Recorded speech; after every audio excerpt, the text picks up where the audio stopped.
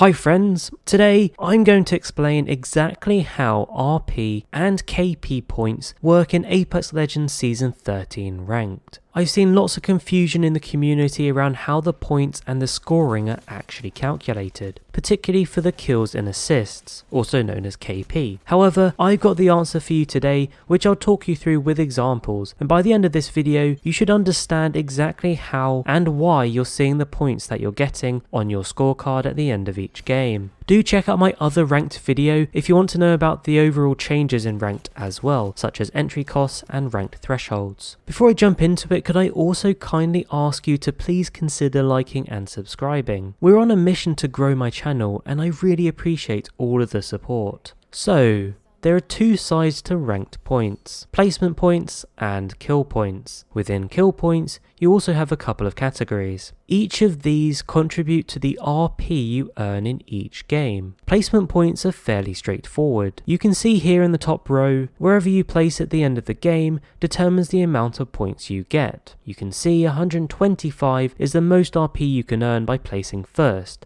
Kill points, on the other hand, is where it gets a little bit more interesting, and I think this is where the most confusion is. Firstly, I should say there are two sides to kill points this season. These are the number of assists or kills you get, plus the participation in kills or assists for your team. And participation means any kill your teammates get that you don't assist in. Now the values of all of these are based on your placement, and this is known as the base RP. Previously there was a cap on the max RP you could earn from kills and assists, but that's no longer the case in Season 13. Instead, kills or assists have decreasing value based on how many you get. Here's how it works. For the first 3 kills or assists you get, you're awarded 100% of the RP value, roughly. For the next 3 kills or assists you get, you're awarded 80% of the RP value, and then any additional after that are awarded at 20% of the RP value. Now I think there are some slight variances in these percentages, however I believe in most cases these are going to be true, and this was also confirmed by a dev,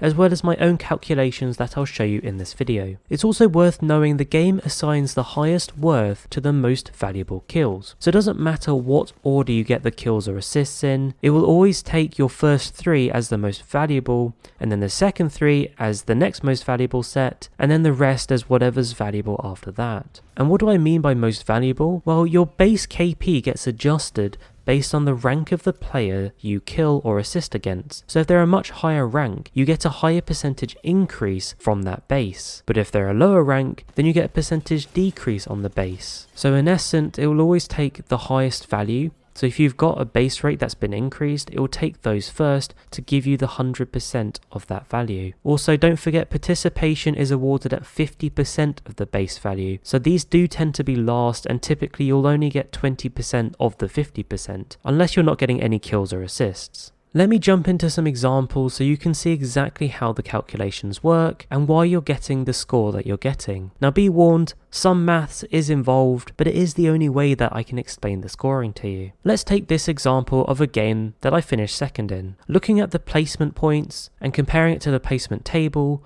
I get 95 placement points, which aligns correctly to what it should be. Now because I finished second, my base kill RP is 23. However, we then need to adjust this based on what I've shared before in this video. So you can see I got 6 KP, made up of 4 kills and 2 assists. I killed or assisted against 2 bronze and 4 silver. Now as I was in bronze at the time, you can see there doesn't need to be any adjustments in terms of increases or decreases based on the rank of the player I killed or assisted against. So for the kills and assists part, you have to multiply 3 by 23 and this gives you 69. So that's the score I get for the first 3 of my total 6 KP that I got. For the next 3, you'll do the same 3 multiplied by 23 to give you 69, but you then need to multiply it by 0.8, because remember, for the next 3, you only get 80% of that value. This will leave you with 55.2. You can also see I got 6 participations. So for the calculation, it's going to be 6 multiplied by 23 and then divided by 2, or you could also do 6 multiplied by 11.5, and the reason you're halving it is because you only get 50% for your participation. Once you've done this calculation, it will leave you with 69 RP. But because you've already had your 3 kills at 100% and another 3 at 80%, you actually only get 20% of this participation score, and this leaves you with 13.8. Now if you add each component for KP, you'll see I got 138, which matches exactly to the score report. Now if we add all of this together with the placement points and minus the entry cost for bronze, you get 209,